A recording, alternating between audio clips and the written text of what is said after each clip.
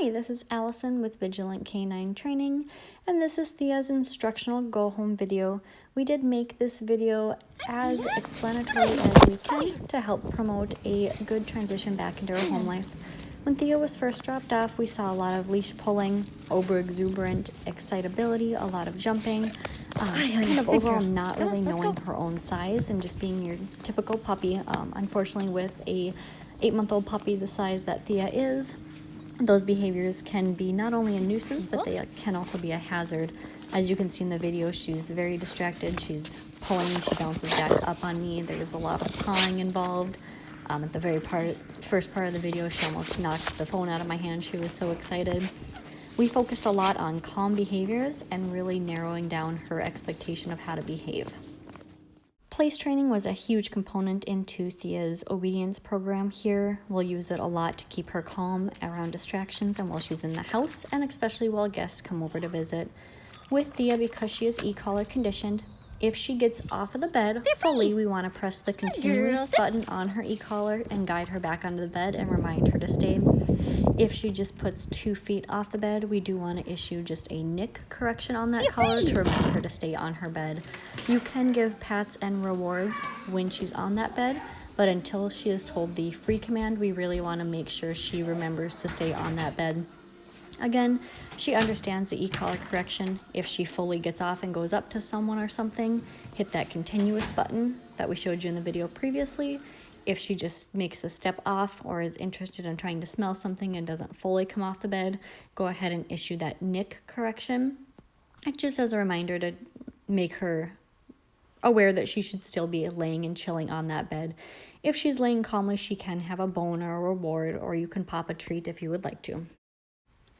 If Thea gets to the point where she comes fully off the bed, just a reminder, go ahead and lightly grab her collar while issuing that continuous correction and guide her back onto the bed.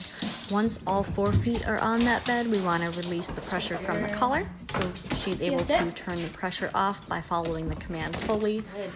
Thea can only come off of that bed if she is directly called, so by saying, "Thea, come," or if you give her the free word. The difference being, if you give her the free word, she can go about and do what she wants. If we tell her to come, she does have to come to us and sit. So free is going to be a little bit more exuberant. If you say free and you still want her to come, I would follow it with, "Thea, free, come, good, sit." Make sure you chain those behaviors so she knows exactly what is expected. Through doorways, go ahead and still issue the stay reminder so she waits patiently. Part of Thea's training while she was here was that respect and boundary conditioning.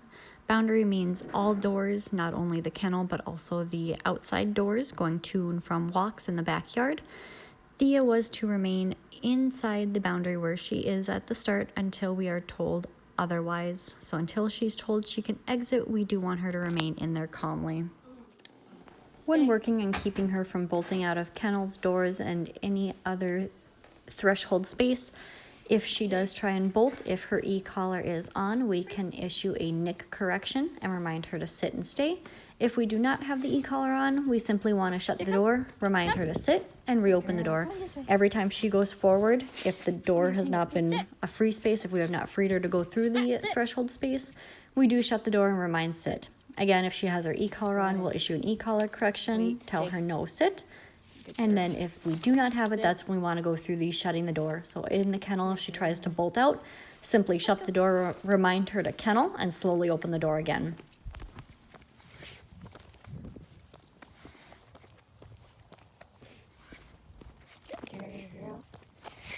With Thea, because we did the e-collar route and she's taken to it extremely well, we do want to be consistent with it.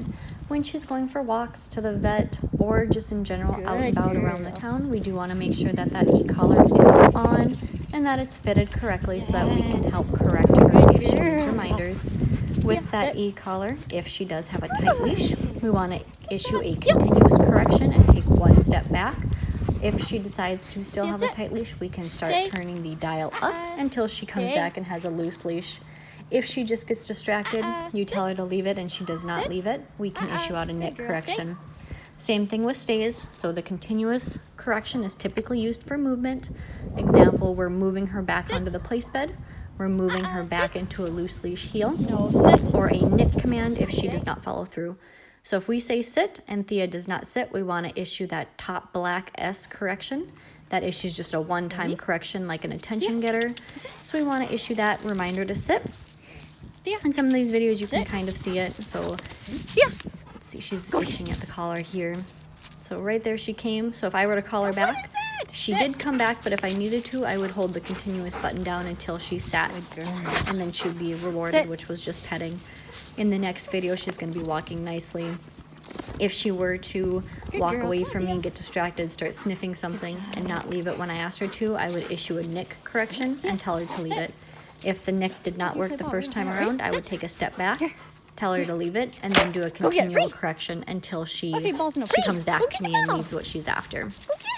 As you can see, she's pretty handler focused and she really does like to stay with the person, which is great for off-leash work.